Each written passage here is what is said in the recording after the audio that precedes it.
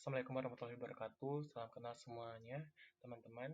Pada kesempatan kali ini, saya akan mempresentasikan, lebih tepatnya, meresum materi ketujuh manajemen sumber daya manusia global yang diampu oleh Bapak Tua Barasa dengan materi minggu lalu, yaitu rekrutmen dan seleksi internasional. Nah, pada materi ini sangat penting untuk dipelajari karena perkembangan dunia bisnis saat ini sudah berubah sangat cepat. Banyak perusahaan yang dulunya hanya beroperasi di dalam negeri, sekarang sudah memiliki cabang di luar negeri dan menjual produknya ke pasar internasional atau pasar global. Kondisi ini membuat dan mengharuskan perusahaan untuk membutuhkan tenaga kerja yang berkualitas dan bermutu, juga mampu bekerja dalam lingkungan internasional. Oleh karena itu, perusahaan harus memiliki sistem rekrutmen yang baik dan seleksi yang sangat tepat agar bisa mendapatkan orang yang tepat untuk posisi yang tepat. Dalam penjelasan kali ini, saya akan menjelaskan mulai dari pengertian pentingnya rekrutmen internasional, proses seleksi, tantangan yang dihadapi, hingga strategi agar perusahaan bisa sukses dalam persaingan global. Pertama, uh, mari kita bahas tentang pengertian rekrutmen. Rekrutmen sendiri adalah proses mencari, menarik, dan mengundang calon tenaga kerja agar melamar ke suatu perusahaan ataupun perusahaan kita. Tujuannya, rekrutmen adalah menyediakan kumpulan kandidat yang berkualitas sehingga perusahaan memiliki banyak pilihan dalam mencari karyawan terbaik. Jika proses rekrutmen berjalan dengan baik, maka perusahaan bisa memperoleh pelamar yang sesuai dengan kebutuhan. Sebaliknya, jika rekrutmen dilakukan tanpa perencanaan ataupun asal-asalan, maka perusahaan bisa kesulitan mendapatkan kandidat yang tepat. Dalam konteks internasional, rekrutmen dilakukan tidak hanya di dalam negeri saja, tetapi juga dapat menjangkau pelamar dari berbagai negara yang memiliki potensi kemampuan tertentu sesuai kebutuhan perusahaan. Lalu, pengertian dari seleksi sendiri merupakan proses memilih kandidat terbaik dari seluruh pelamar yang sudah masuk ke perusahaan. Dalam tahap ini, perusahaan akan melakukan berbagai penilaian seperti melihat pendidikan, pengalaman kerja, kemampuan teknis, sikap, kepribadian, sehingga kemampuan bekerja sama dan kemampuan dalam berbahasa asing. Jadi, jika rekrutmen berfungsi untuk mengumpulkan kandidat ataupun pelamar, maka seleksi berfungsi untuk menentukan siapa yang paling layak diterima di perusahaan tersebut dalam posisi tersebut.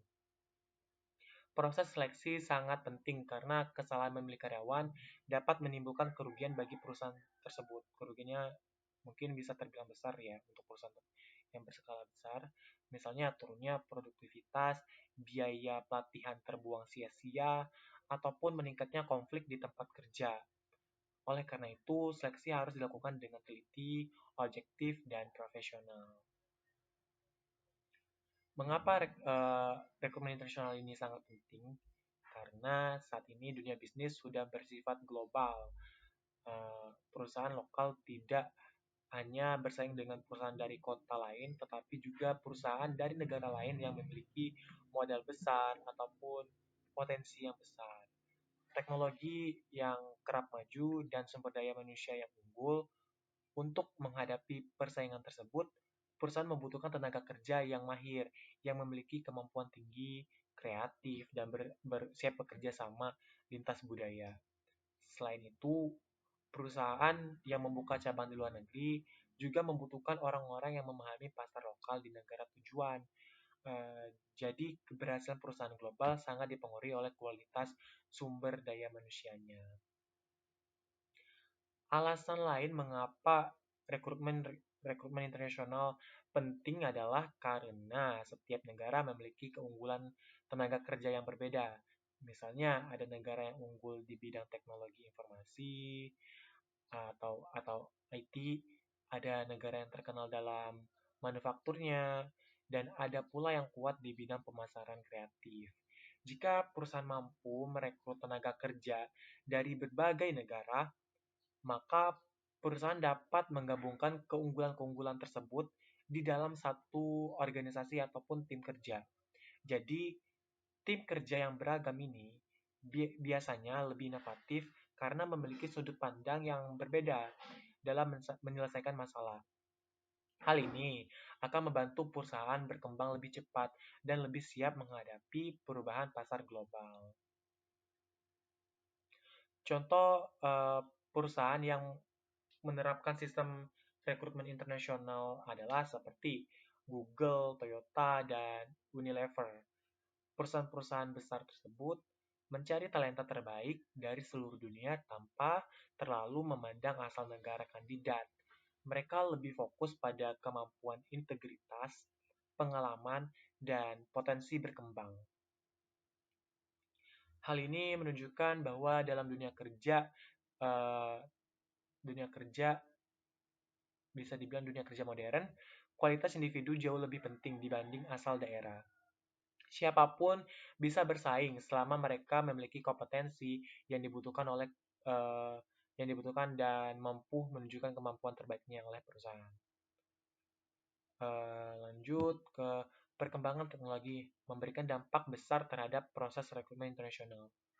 Jika dulu perusahaan harus memasang iklan lowongan kerja di koran, di poster, ataupun di media-media, atau menunggu pelamar datang langsung, sekarang proses tersebut jauh lebih mudah dan efisien. Dengan adanya internet, perusahaan dapat memasang lowongan kerja mereka melalui website resmi mereka, media sosial, dan berbagai platform digital. Kandidat dari negara lain bisa langsung melihat informasi tersebut dan mengirimkan lamaran secara online ataupun melalui email. Teknologi membuat jarak geografis bukan lagi penghalang utama dalam mencari tenaga kerja terbaik. Beberapa platform digital yang sering digunakan perusahaan adalah tidak lain dan tidak bukan seperti LinkedIn, Indeed, dan Jobstreet. Melalui platform ini, perusahaan bisa menyaring kandidat berdasarkan pendidikan, pengalaman kerja, keahlian, kemampuan berbahasa, skill, dan lokasi tempat tinggal. Bahkan HRD dapat langsung menghubungi kandidat yang berpotensi tanpa menunggu mereka melamar terlebih dahulu. Cara ini jauh lebih cepat, hemat biaya, dan efisien dibanding metode tradisional atau metode zaman dulu jadul. Lalu selain platform online, perusahaan juga sering mengikuti job fair atau bursa kerja internasional. Dalam acara ini, perusahaan membuka stand dan bertemu langsung dengan pencari kerja dari berbagai latar belakang. Kandidat bisa bertanya tentang perusahaan, menyerahkan CV, bahkan mengikuti wawancara singkat. Job fair masih dianggap efektif karena perusahaan dapat melihat kesan pertama ataupun secara langsung kandidat, sedangkan kandidat dapat memahami budaya perusahaan dengan lebih jelas. Interaksi langsung ini sering membantu kedua pihak membuat keputusan lebih cepat dan lebih tepat. Sebelum merekrut karyawan, perusahaan harus melakukan perencanaan sumber daya manusia. Artinya, perusahaan perlu mengetahui berapa jumlah tenaga kerja yang dibutuhkan, posisi apa yang kosong, dan kemampuan seperti apa yang mereka perlukan. Tanpa perencanaan yang baik, perusahaan bisa mengalami kelebihan karyawan, sehingga biaya meningkat atau justru kekurangan tenaga kerja, sehingga pekerjaan terganggu. Oleh karena itu, perencanaan SDM menjadi dasar penting dalam proses merekrut ataupun proses rekrutmen. Perusahaan harus menganalisis kebutuhan saat ini sekaligus kebutuhan masa depannya. Tahap berikutnya adalah membuat deskripsi pekerjaan ataupun job description. Dokumen ini berisi penjelasan mengenai tugas utama, tanggung jawab, target kerja, hubungan dengan divisi lain, serta posisi jabatan dalam struktur organisasi. Selain itu, perusahaan juga membuat job specification, yaitu syarat yang harus dimiliki kandidat, seperti pendidikan minimal, pengalaman kerja, kemampuan berbahasa asing, dan keahlian teknis tertentu.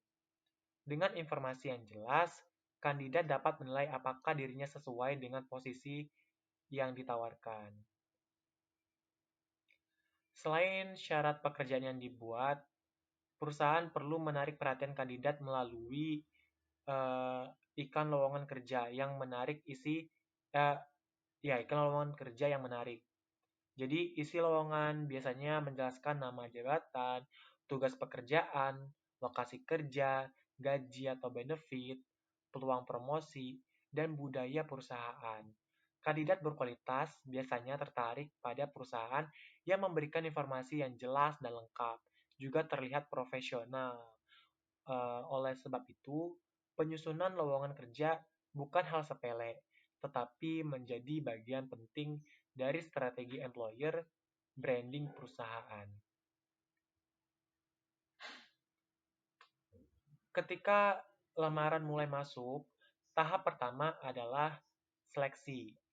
Nah, di tahap seleksi ini ada yang namanya screening CV. Pada tahap ini, HRD menilai riwayat pendidikan, pengalaman kerja, sertifikat, kemampuan berbahasa, dan prestasi kandidat. Kandidat yang tidak memenuhi syarat dasar ini biasanya langsung gugur atau tersenggol. Screening penting agar perusahaan dapat menyaring pelamar dan fokus hanya pada kandidat yang benar-benar berpotensial. Jika jumlah pelamar mencapai ratusan ataupun banyak, tahap ini sangat membantu karena sangat efisien waktu dan tenaga. Setelah lolos screening, kandidat biasanya mengikuti tes tertulis.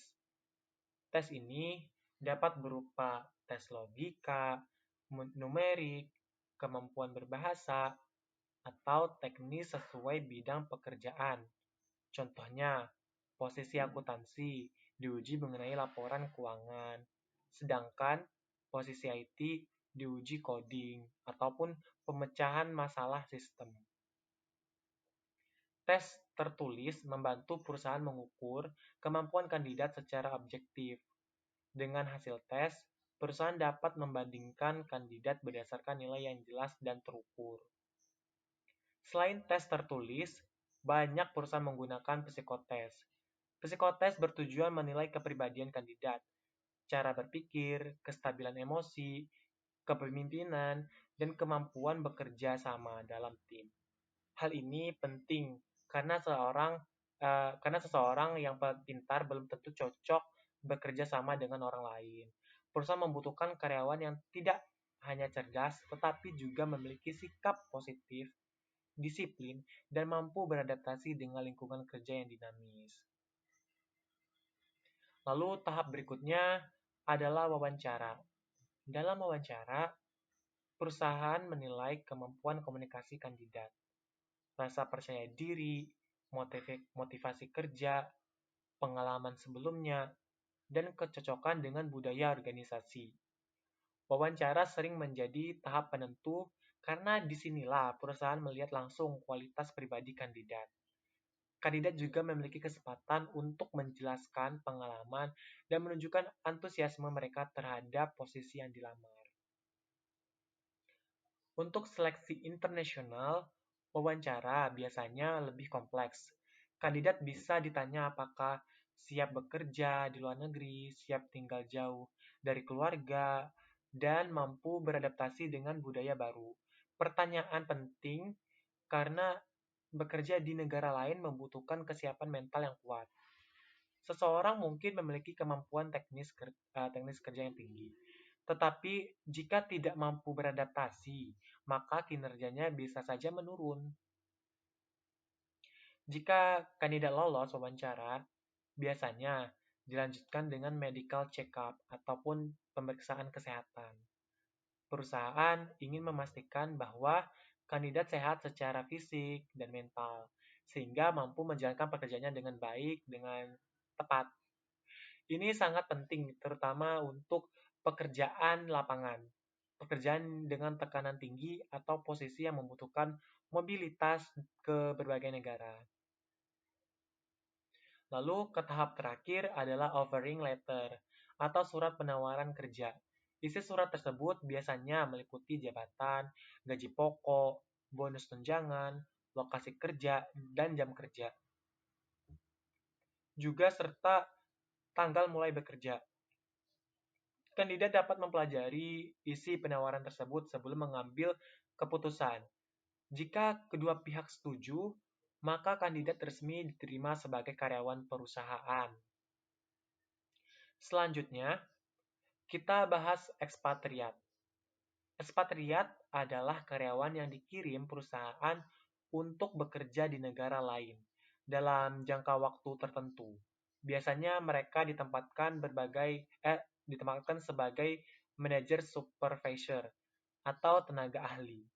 Tujuannya adalah menjaga standar perusahaan dapat membantu pengembangan cabang baru di negara tujuan. Ekspatriat memiliki manfaat besar karena dapat mentransfer ilmu, budaya kerja, dan pengalaman kepada karyawan lokal. Mereka juga membantu menyatukan visi antara kantor pusat dan kantor cabang. Namun, biaya penggunaan ekspatriat cukup tinggi karena perusahaan harus menanggung tempat tinggal, transportasi, tunjangan keluarga, serta relokasi biayanya. Salah satu tantangan utama rekrutmen internasional adalah perbedaan budaya. Cara berbicara ketika kerja gaya kepemimpinan dan cara mengambil keputusan bisa berbeda di tiap negara. Jika perusahaan tidak memahami budaya lokal, maka konflik kerja dapat terjadi dan produktivitas pun menurun. Lalu tantangan berikutnya dalam rekrutmen dan seleksi internasional adalah masalah bahasa.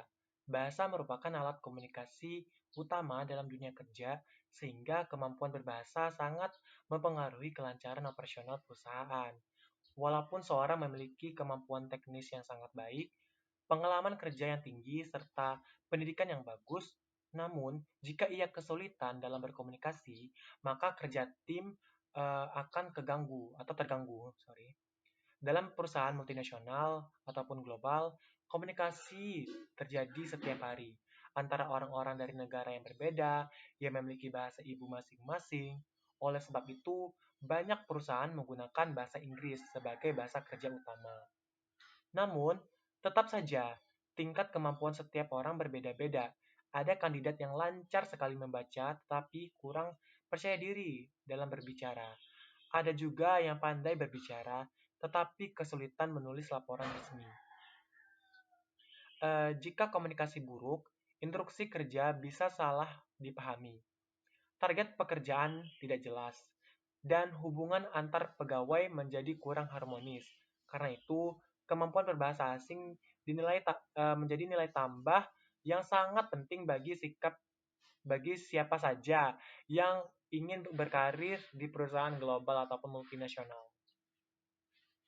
Selain bahasa, perusahaan juga harus memahami aturan ketenagakerjaan yang berbeda di setiap negara. Hal ini menjadi tantangan besar dalam rekrutmen internasional karena sistem hukum masing-masing negara tidak sama.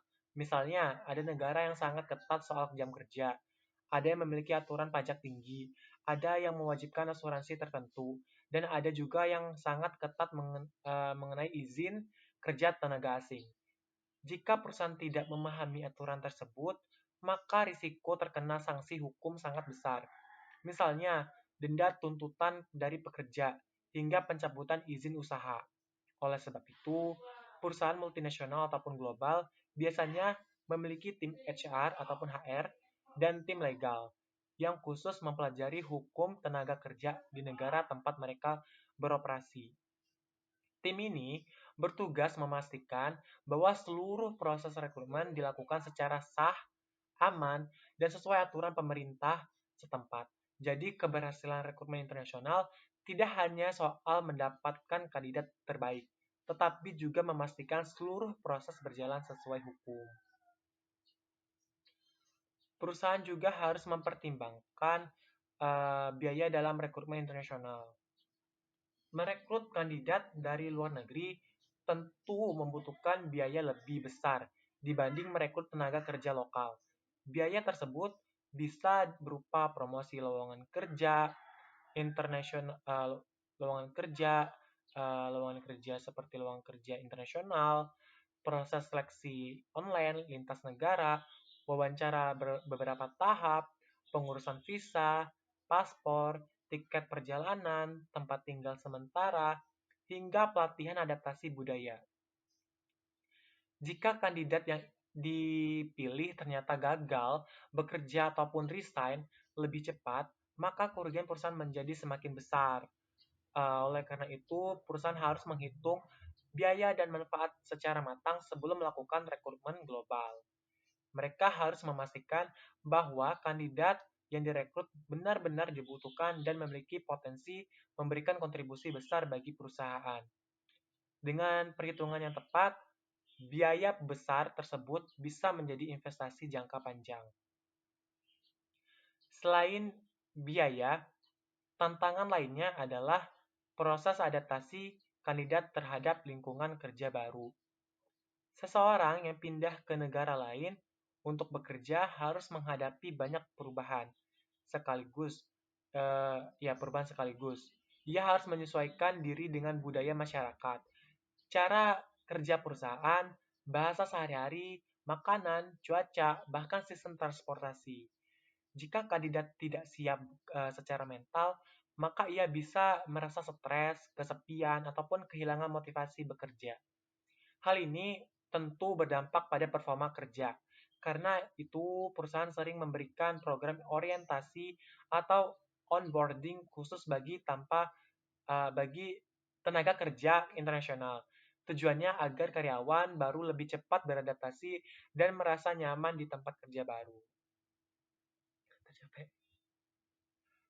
Untuk mengatasi berbagai tantangan seleksi, banyak perusahaan menggunakan metode assessment center.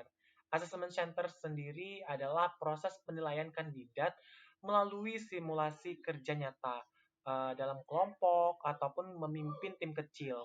Dari kegiatan tersebut, perusahaan dapat melihat kemampuan kandidat secara langsung. Misalnya, bagaimana kandidat mengambil keputusan, bekerja sama, menyampaikan ide, atau menghadapi tekanan. Metode ini dianggap lebih akurat dibanding hanya melihat CV atau wawancara biasa, karena perusahaan menilai perilaku nyata kandidatnya. Assessment center sering digunakan untuk posisi penting seperti supervisor, manajer, ataupun program manajemen train. Metode seleksi lain yang populer adalah wawancara berbasis kompetensi. Dalam metode ini, wawancara menanyakan pengalaman nyata kandidat di masa lalu. Contohnya, bagaimana kandidat pernah menyelesaikan konflik dalam tim, menghadapi pelanggan yang sulit, dan memimpin proyek penting. Perusahaan percaya bahwa perilaku seseorang di masa lalu bisa menjadi gambaran perilaku di masa depan.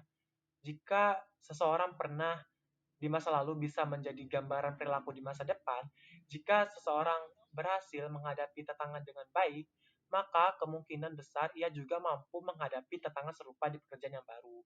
Karena itu, kandidat harus memberikan jawaban yang jelas, lugas, spesifik, dan jujur. Saat ini, beberapa perusahaan modern juga menggunakan gamification dalam proses seleksi. Gamification berarti menggunakan unsur permainan digital sebagai alat penilaian kandidat. Kandidat diminta menyelesaikan tantangan tertentu melalui aplikasi ataupun sistem online. Dari aktivitas tersebut, perusahaan bisa menilai logika, kreativitas, kecepatan, kecepatan berpikir, fokus, dan kemampuan mengambil keputusan. Cara ini kreatif dan dianggap lebih menarik, terutama bagi generasi muda yang terbiasa dengan teknologi. Selain itu, proses seleksi lebih santai dan tidak terlalu menegangkan. Namun, hasil gamification biasanya tetap dikombinasikan dengan wawancara dan tes lainnya.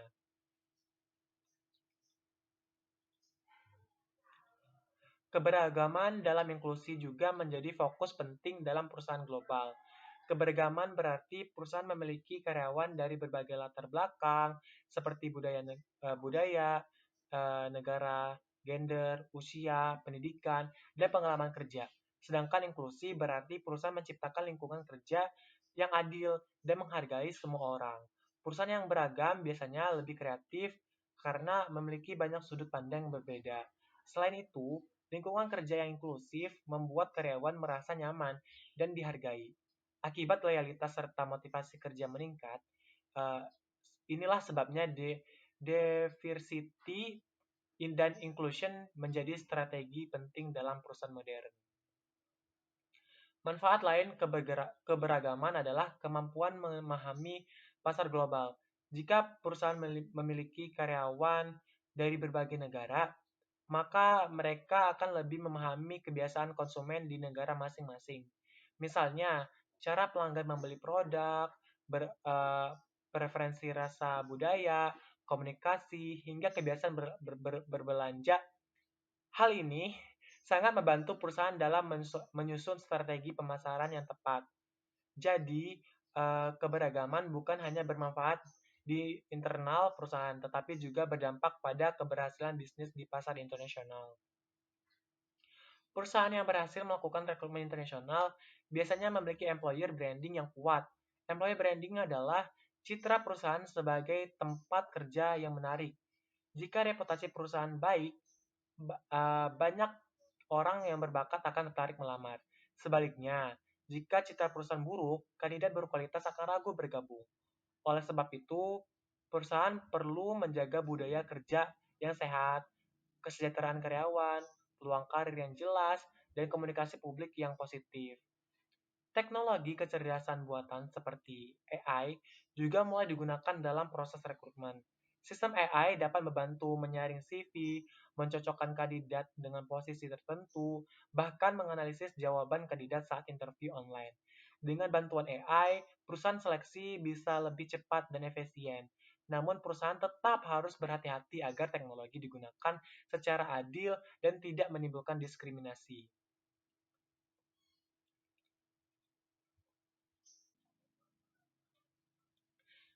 Media sosial saat ini memiliki peran yang sangat besar juga dalam proses rekrutmen modern, terutama dalam lingkungan kerja internasional. Banyak perusahaan tidak hanya melihat CV dan surat lamaran kandidat, tetapi juga memperhatikan jejak digital mereka di media sosial. Melalui platform seperti LinkedIn, perusahaan dapat melihat pengalaman kerja, keterampilan, sertifikasi, hingga jaringan profesional kandidat. Sementara Sementara melalui media sosial umum, perusahaan kadang menilai cara kandidat berkomunikasi, sikap, dan citra diri yang ditampilkan di ruang publik. Karena itu, pencari kerja harus bijak menggunakan media sosial. Apa yang diunggah hari ini bisa menjadi pertimbangan perusahaan di masa depan.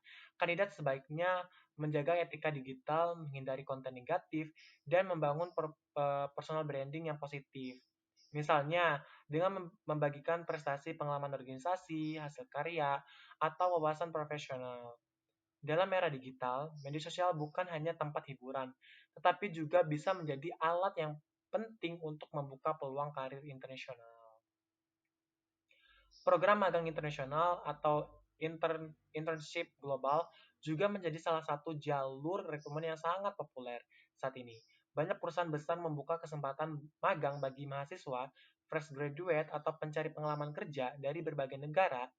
Program ini memberikan manfaat besar bagi kedua belah pihak. Bagi peserta magang internasional, memberikan kesempatan belajar langsung di lingkungan kerja profesional, meningkatkan kemampuan berbahasa asing, memahami budaya kerja global, dan memperluas jaringan relasi. Sedangkan bagi perusahaan, program magang dapat menjadi efektif untuk menilai potensi calon karyawan sebelum memberikan kontrak kerja tetap. Perusahaan dapat melihat disiplin, semangat belajar, kemampuan berkomunikasi, serta kecocokan peserta dengan budaya kerja perusahaan. Kemampuan komunikasi serta kecocokan peserta dengan budaya kerja perusahaan, jika hasil baik, peserta magang bisa langsung direkrut menjadi pegawai tetap setelah program selesai. Karena itu, magang internasional sering dianggap sebagai pintu masuk menuju karir global yang lebih besar di masa depan. Dalam proses seleksi karyawan, integrasi kandidat juga menjadi hal yang sangat penting. Perusahaan tidak hanya mencari orang yang pintar dan memiliki keterampilan tinggi, tetapi juga orang yang jujur, bertanggung jawab, dan dapat dipercaya. Karyawan yang memiliki kemampuan hebat tetapi tidak jujur justru bisa menimbulkan kerugian besar bagi perusahaan. Misalnya, menyalahgunakan data perusahaan, melanggar etika kerja, atau merusak kepercayaan tim. Karena itu, banyak perusahaan melakukan background check atau pemeriksaan riwayat kandidat sebelum resmi menerima mereka sebagai karyawan. Pemeriksaan ini bisa mencakup riwayat pekerjaan sebelumnya, referensi dari atasan lama, pendidikan terakhir, hingga catatan hukum jika diperlukan. Tujuan dalam memastikan bahwa kandidat benar-benar uh, memiliki reputasi yang baik dalam dunia kerja internasional, integrasi menjadi semakin penting. Karena perusahaan sering memberikan tanggung jawab besar kepada karyawan yang kerja lintas negara dan menangani informasi penting.